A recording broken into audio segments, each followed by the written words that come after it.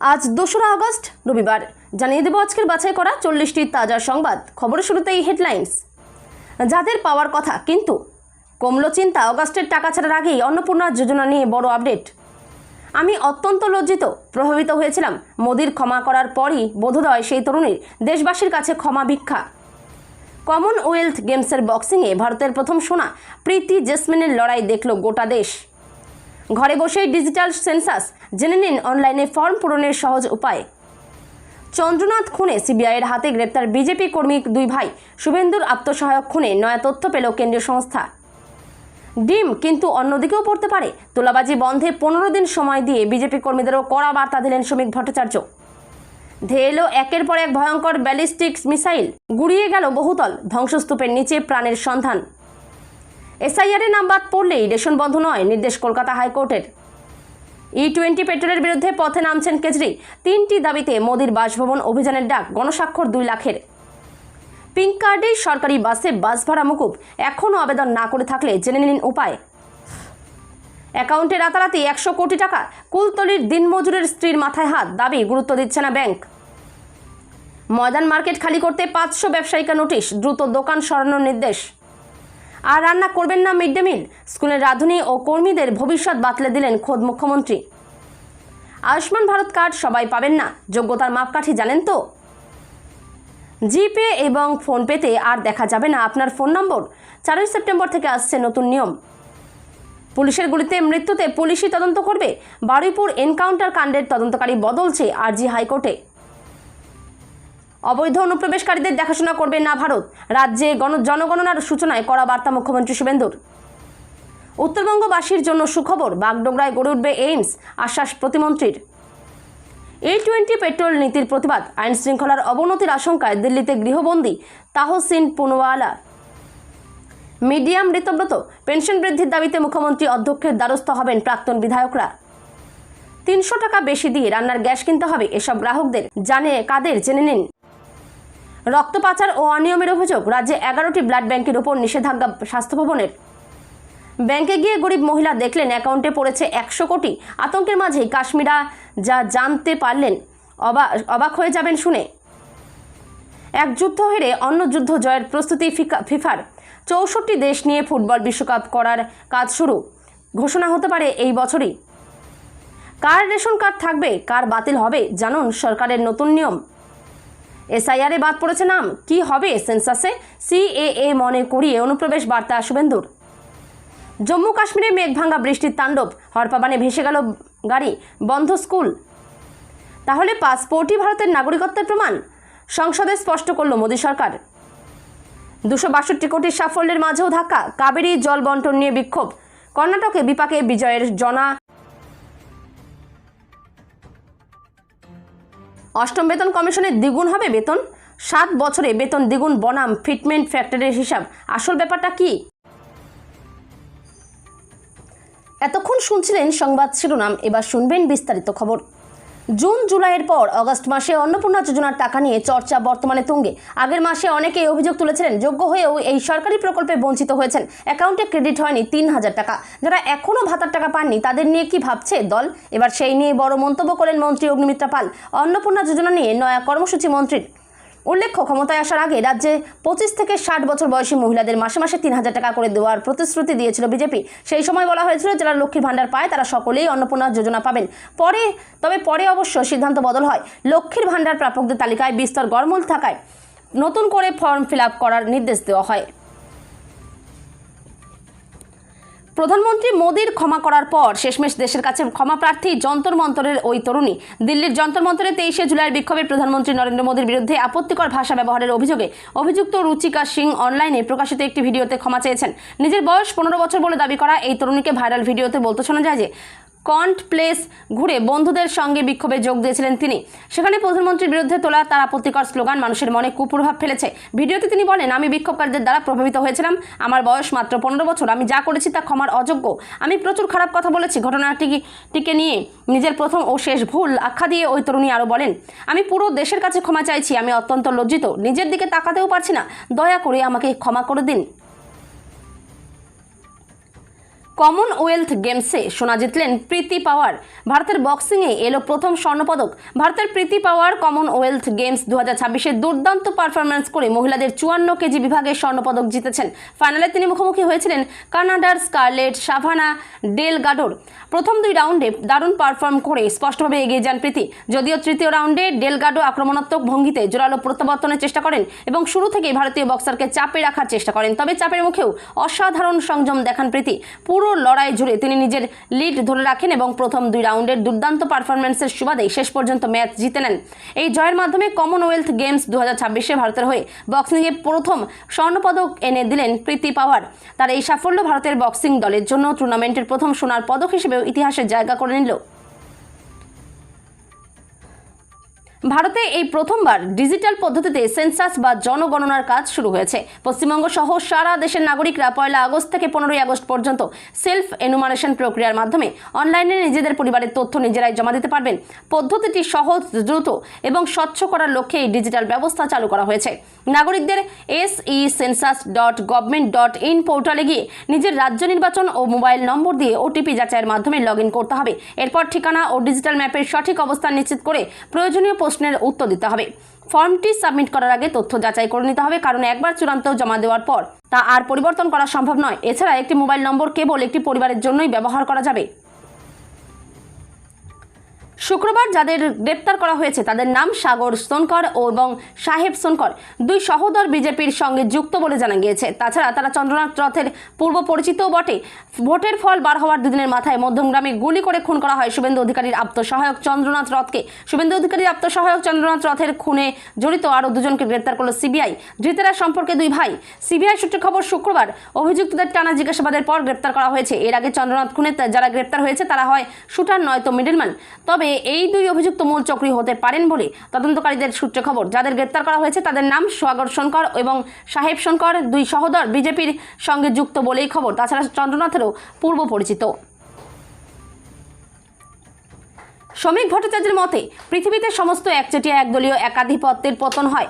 সেই পতন আটকানো মুশকিল, তাই আগেভাগে সতর্ক হওয়া উচিত বলে মনে করেন তিনি। কাটমানি, তোলাবাজি এ ধরনের নানা অভিযোগে বিদ্ধ পশ্চিমবঙ্গের পূর্বতন তৃণমূল সরকার। রাজ্যে পালাবদলের পর শুভেন্দু অধিকারী নেতৃত্বাধীন সরকার স্পষ্ট করে দেয় তোলাবাজি বন্ধ হবেই। এক্ষেত্রে জিরো টলারেন্স নীতি সরকারের। অভিযোগ, পালাবদলের পরেও তোলাবাজি রোগ যায়নি। অনেক বিজেপি নেতা নেত্রীরাই তোলাবাজির সঙ্গে যুক্ত, এমন অভিযোগও উঠছে।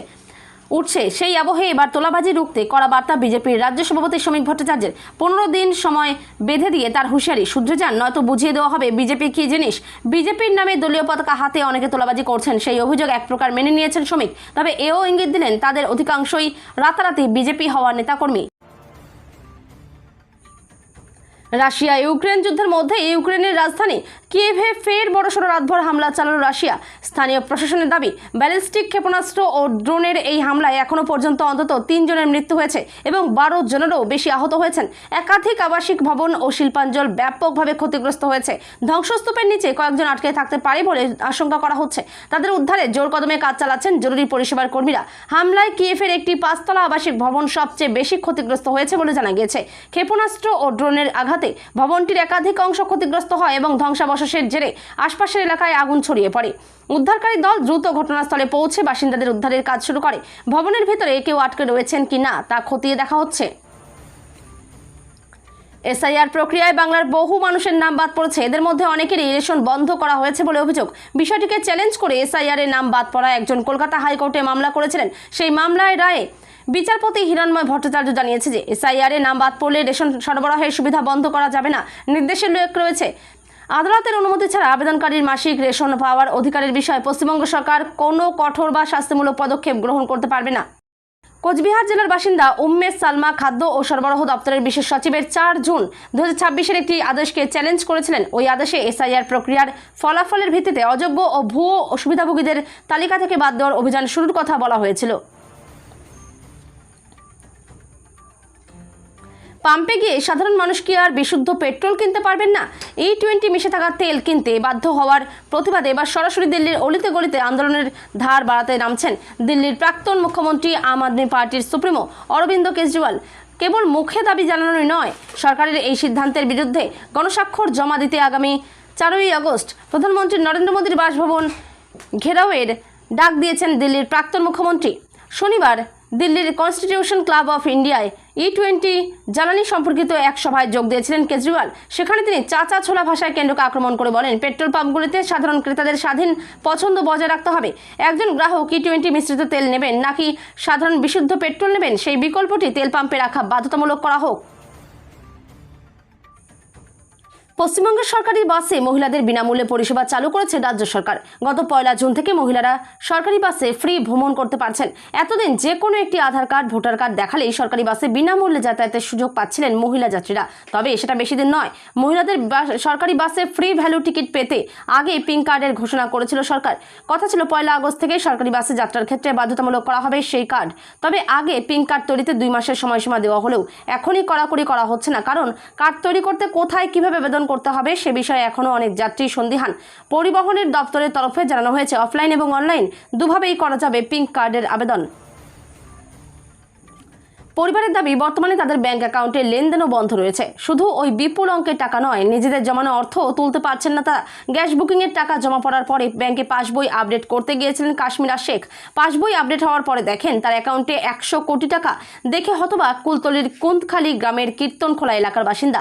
তারপরেই উদ্বেগের দিন কাটছে দিনমজুর পরিবার সূত্রে জানা যায়, কাশ্মীরার স্বামী জরির কাজ করে কোনো মতে সংসার চালান। কয়েকদিন আগে গ্যাস বুকিংয়ের পরেই পাসবই আপডেট করতে গিয়েই কাশ্মীরা দেখেন তার অ্যাকাউন্টে 99,99,99,997 টাকা ব্যালেন্স দেখাচ্ছে।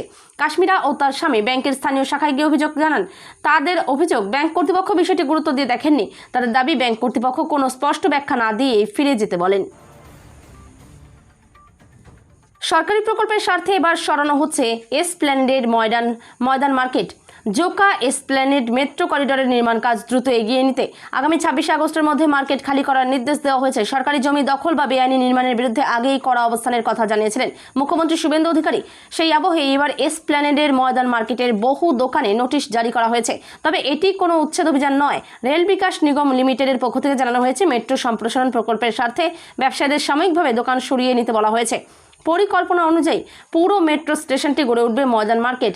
বর্তমানে ডক্টর বিধানচন্দ্র রায় মার্কেটের নিচে। সেই কারণে 528 জন ব্যবসায়ীকে আগামী 26 আগস্টের মধ্যে দোকান খালি করে অন্যত্র সরে যাওয়ার নির্দেশ দেওয়া হয়েছে। রাজ্য সরকারের পূর্ত দপ্তর ইতিমধ্যেই এই বিষয়ে আনুষ্ঠানিক বিজ্ঞপ্তি জারি করেছে। রাজ্যের সরকারি স্কুলগুলিতে মধ্যাহ্নভোজ কর্মসূচিতে বড় প্রশাসনিক পরিবর্তনের সূচনা করল পশ্চিমবঙ্গ সরকার।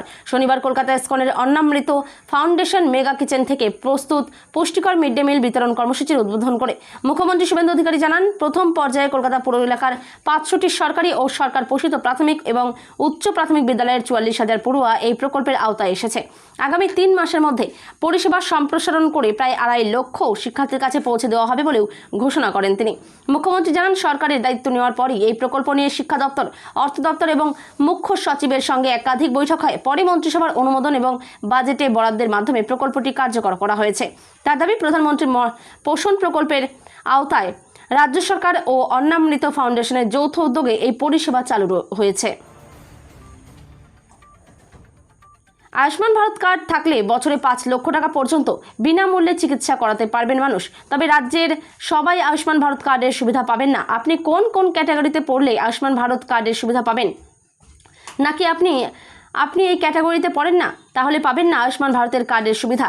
যাদের আয় 2,50,000 টাকার কম এবং মূলত যাদের নিজের নামে কোনো জমি নেই, তারা আয়ুষ্মান ভারত কার্ডের জন্য আবেদন করতে পারবেন। যেমন পরিচারক, পরিচারিকা, সাফাই কর্মী, ভ্যান রিক্সা চালক, হকার, রাজমিস্ত্রি, ইলেকট্রিশিয়ান এবং সিকিউরিটি গার্ড সহ মোট 11টি পেশার সঙ্গে যুক্ত মানুষরা এই প্রকল্পের সুবিধা পাবেন।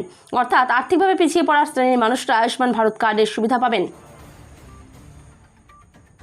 ভারতে ইউপিআই লেনদেন দিন দিন বাড়ছে। এই পরিস্থিতিতে দাঁড়িয়ে ব্যবহারকারীদের প্রাইভেসি আরও সুরক্ষিত করতে national payments corporation of India এক বড়সড় পরিবর্তনের কথা ঘোষণা করেছে। আজকাল ইউপিআই পেমেন্ট ভারতীয়দের দৈনন্দিন জীবনের অংশ হয়ে উঠেছে। ছোট দোকান থেকে শুরু করে বড় বড় শপিং মল, প্রায় সব জায়গাতেই মানুষ গুগল পে, ফোনপে, পেটিএম এর মতো ইউপিআই অ্যাপ ব্যবহার করেন। এবার ব্যবহারকারীদের প্রাইভেসি এবং সুরক্ষা বাড়াতে national payments corporation of India নতুন নির্দেশিকা জারি করেছে। এই নতুন নিয়ম অনুযায়ী সমস্ত ইউপিআই অ্যাপ এবং ব্যাংকগুলিকে 4 সেপ্টেম্বরের মধ্যে প্রয়োজনীয় প্রযুক্তিগত পরিবর্তন করতে হবে। এরপর থেকে ইউপিআই এর মাধ্যমে টাকা পাঠালে বা গ্রহণ করলে ব্যবহারকারীর পুরো মোবাইল নম্বর স্ক্রিনে দেখা যাবে না। পরিবর্তে শুধুমাত্র শেষ 4টি সংখ্যায় দেখানো হবে। এর ফলে ব্যক্তিগত তথ্যের আদান প্রদান অনেকটাই কমে যাবে। বারুইপুরের গণধর্ষণ ও খুনের মামলায় অন্যতম প্রধান অভিযুক্ত প্রভাস মণ্ডলের এনকাউন্টারের মৃত্যুর ঘটনায় এবার নিরপেক্ষ তদন্তকারী সংস্থা বা নিরপেক্ষ তদন্তের দাবিতে কলকাতা হাইকোর্টে নতুন মামলা দায়ের হলো। যে পুলিশের গুলিতে অভিযুক্তের মৃত্যু হলো সেই রাজ্য পুলিশের অধীনস্থ সংস্থায় কিভাবে নিরপেক্ষ তদন্ত করবে তা নিয়ে বড়সড় প্রশ্ন তোলা হয়েছে নতুন এই আবেদনে। বর্তমানে এই এনকাউন্টারের ঘটনার তদন্তভার রয়েছে রাজ্য পুলিশের গোয়েন্দা সংস্থা সিআইডির হাতে, কিন্তু তদন্তকারী সংস্থা নিরপেক্ষতা ও যুক্তিযুক্ততা নিয়ে সন্দেহ প্রকাশ করে হাইকোর্টের দ্বারস্থ হয়েছেন মামলাকারী। দাবি, যে ঘটনার সঙ্গে রাজ্য পুলিশ সরাসরি যুক্ত সেখানে সিআইডি কিভাবে নিরপেক্ষ তদন্ত শেষ করবে?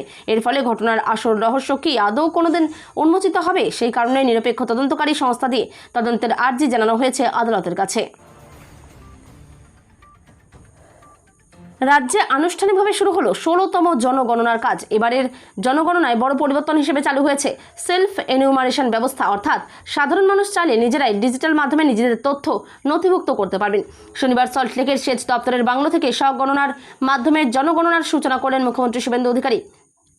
তিনি নিজেই এই প্রক্রিয়ায় অংশ নিয়ে রাজ্যবাসীকেও স্বগণনার সুবিধা গ্রহণের আহ্বান জানান। মুখ্যমন্ত্রী বলেন, এবারে জনগণনায় দুটি বড় বৈশিষ্ট্য রয়েছে: সম্পূর্ণ ডিজিটাল প্রক্রিয়া এবং স্বগণনার সুযোগ।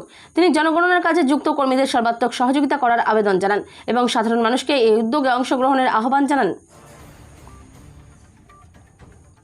উত্তরবঙ্গের স্বাস্থ্য পরিষেবাকে আরও উন্নত করতে বড় উদ্যোগের ইঙ্গিত দিল রাজ্য সরকার। বাগডোগরা বিমানবন্দরের কাছে all India institute of medical science গড়ে তোলার পরিকল্পনা নেওয়া হয়েছে। শনিবার এমনই ঘোষণা করেন রাজ্যের অর্থ ও পরিবহন দপ্তরের প্রতিমন্ত্রী আনন্দময় বর্মন। শিলিগুড়ির মাটিগাড়ায় একটি হেলথ অ্যান্ড ওয়েলনেস সেন্টারের উদ্বোধনী অনুষ্ঠানে উপস্থিত ছিলেন প্রতিমন্ত্রী। সেখানে তিনি জানান, বিমানবন্দরের সংলগ্ন এলাকায় এইমস তৈরির জন্য উপযুক্ত জমি খোঁজা হচ্ছে। যোগাযোগ ব্যবস্থার সুবিধার কথা মাথায় রেখেই ওই এলাকাকে অগ্রাধিকার দেওয়া হয়েছে। প্রতিমন্ত্রীর দাবি, জেলা প্রশাসন ইতিমধ্যেই সম্ভাব্য একাধিক জমি পরিদর্শন করেছে। সেই তালিকা থেকে একটি উপযুক্ত জায়গা চূড়ান্ত করা হবে। জমি নির্বাচন সম্পন্ন হলেই পরবর্তী প্রশাসনিক প্রক্রিয়া শুরু হবে বলে জানান তিনি। উত্তরবঙ্গে দীর্ঘদিন ধরেই উন্নত চিকিৎসা পরিকাঠামোর দাবি উঠেছে। এইমস তৈরি হলে সেই চাহিদার অনেকটাই পূরণ হবে বলে মনে করছে প্রশাসনের একাংশ।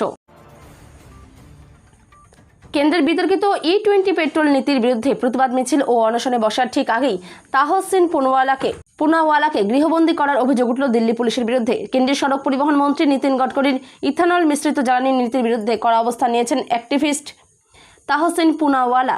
শনিবার সকালে তার বাড়ির দরজায় পুলিশ বাহিনী মোতায়েন থাকার বেশ কয়েকটি ভিডিও সোশ্যাল মিডিয়ায় পোস্ট করেছেন তিনি নিজেই। এক্স হ্যান্ডেলে তাহসিন লিখেছেন, মহিলা পুলিশকর্মী সহ দিল্লি পুলিশের একটি পুরো ব্যাটালিয়ন আমাকে গৃহবন্দী করে রেখেছে। ইথানল নিয়ে মারাত্মক ভয় পেয়েছেন নীতিন গডকরি। অন্য একটি ভিডিওতে তাকে পুলিশের কাছে প্রশ্ন করতে দেখা যায় যে কোনো লিখিত নথি বা পরোয়ানা ছাড়াই তাকে কিভাবে আটক করা হলো।